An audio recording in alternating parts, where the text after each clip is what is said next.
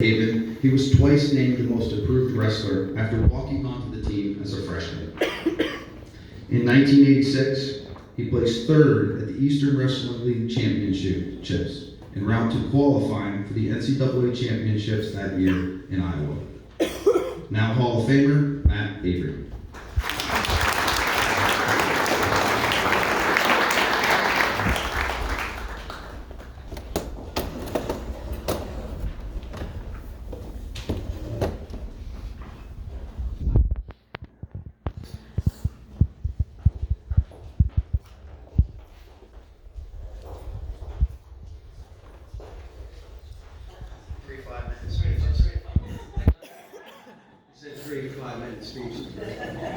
I'm just going to tell you, I'm going to go a little over here. I got a lot of people I want to talk about. A lot of them are in here in the room. I'll be brief, but I'll try not to go on too far.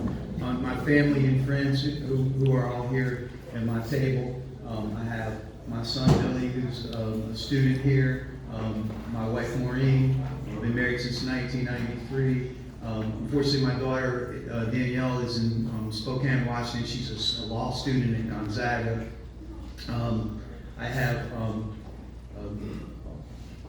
Steve Krause is right here, and Leslie Krause. And Steve was really a guy that was really kind of brings the epitome of what the Matttown community was like when I was here. Steve was really a junior high school kid, and I knew Steve back then because he was always up at the university, show me how to do this, show me how to do that, how are you guys doing this, how are you guys doing that. He turned out to be a state champion at Lock Haven High and an All-American at Lock Haven. That's a pretty rare combination. I don't know how many people have done that. Historians can tell me that.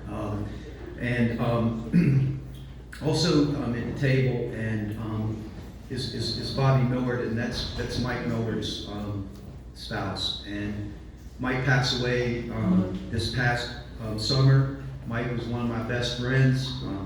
You all know Mike. I know everybody in the room knows Mike. This would have been a night that Mike would have really appreciated. It was kind of freaky this morning because my iPhone, he'll just put random pictures on your iPhone in the morning, and guess whose picture just popped up this morning? So it was Mike. So I just feel like he's here. So I don't want to dwell on that too much because I'm going to get too emotional. I would like to just speak briefly. My wrestling started. I thought about where did I start wrestling? Well, it started when a kid in 11th grade in January, so after Christmas vacation, leaned over and asked me, "How much do you weigh?" That was it. I went down, checked my weight, and I went to the coach's office and said, "I want to come out for the team." He said, "Sure." He gives me a parent permission card, and so I walked around the corner and my parents signed it, and I gave it back to him. So I went to practice that day, and never missed another practice. That was the last practice. I never missed a practice. So, that was really what I wanted to briefly say is that was the experience that I had when I walked on here. Coach Turner, I can't even begin to express how much that man means to me. Just giving me an opportunity, giving me a chance, giving me multiple chances to correct actions and the patience and the things that he taught me that I carry with me every single day. That doesn't go by where I don't think about Coach Turner. It's always there. I run a company. I have 40 employees. My meeting times are always 12:59. 12:29, 12:14, whatever it was that Coach wanted you to be there. And that was a clear message. The first time I read it, I got it right away. It was like, okay, he's not meaning I'm tying my shoes for practice. Practice was at 3:59 every day. And that meant you were in there, your shoes were on, you were ready to roll. And it was the structure and the moral compass that I had and the opportunity he gave me to, like I said, to continue and to, overcome a lot of adversity and a lot of self-inflicted things that I'm probably not going to get into here. I would also like to mention Coach McCready, who I was very close with, who passed away years ago. A lot of you guys, my guys that are here tonight, know Coach McCready. He was just a phenomenal man. One of the things that I really cared about more than anything, and what really is making tonight special for me, is the only thing I really ever cared about here in this program was how my teammates and my coaches perceived me.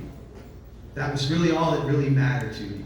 Because if those guys thought that I was performing well and I was doing a good job, and they thought highly of me, that was really what I wanted, to be able to accomplish that. Because I came here with so many, I guess I showed up here, I didn't have much wrestling experience, and all of a sudden I had these guys in the room.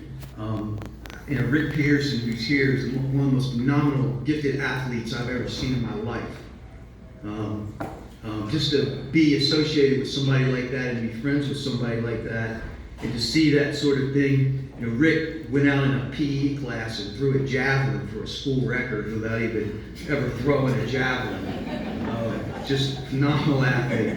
And and when we were in a dual meet, it was great because we knew if we were within 5 points, we won. So he was the best heavyweight in the country. As simple as that. Doug Buckwater is here. Bucky.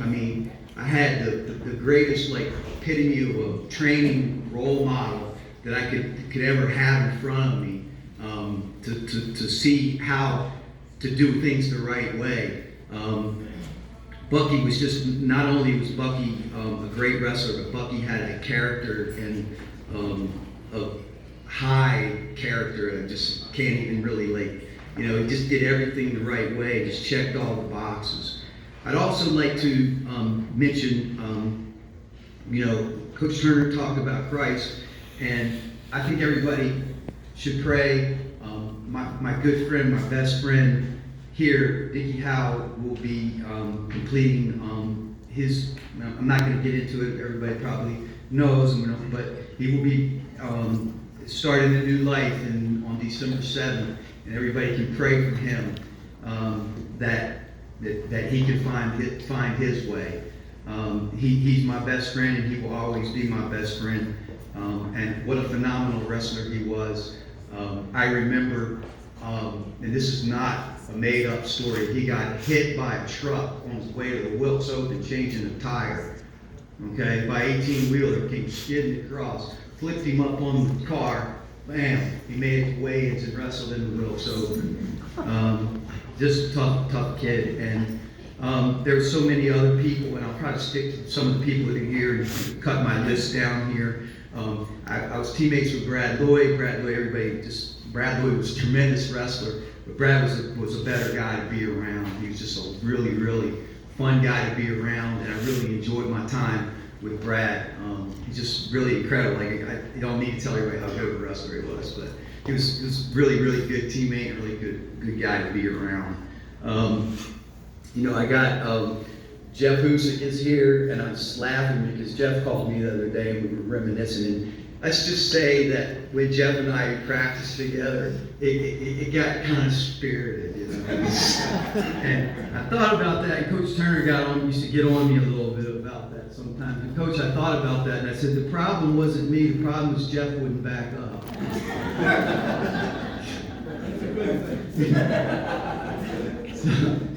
But it was pretty funny. We went through the double doors one time when we were practicing. So, but Jeff and I are good friends, and we made each other better, and it was a great teammate. I also had Thane, Turner, who was just probably the most impressive student athlete I've ever been associated with. Combination of athletics and academics was just phenomenal. To be able to go through the rigors of that program, and for him to be able to get the marks and grades that he did while competing and doing those types of things is just honestly don't know how he did it. I was very proud to be on that team, very proud to be part of this, to be remembered as part of this team. That was always the most important thing to me, and I think some of the things were mentioned when Coach Turner spoke. It's just really how good our team was. I mean, we were a really, really good team. I mean, I tell people that don't know wrestling, I live down in Naples, Florida, so there's not much wrestling down there. Then we beat schools like Michigan, we beat schools like Missouri, we beat schools like Nebraska. You know, the Brad's group that came in, I wasn't on that team, but that was the group that carried on. I believe they beat Ohio State, Oklahoma. I think the team that I was on with Rick I think we climbed to number 9 in the country, and I think Brad and those guys even went all the way up to number 7 in the rankings. So it was really, I'm really proud to be on this team. I'm proud to be part of this organization. I just want to mention one thing. I know I had these guys on my list. I was hoping one of them would be here. But if you guys see Jeff, Jody, Karen around, please tell them I told them to stop arguing with each other over who's better looking. Okay? I thought about it, and it's a tie. Okay? So tell them that. Okay, good to see you. But thank you. I appreciate this entire organization, Coach Scott Moore, everybody that put this together. There's just so many people here. But it was a privilege to wrestle here. It was a privilege to be part of this program. And I'm proud of my teammates and proud of my group that I was around. Thank you.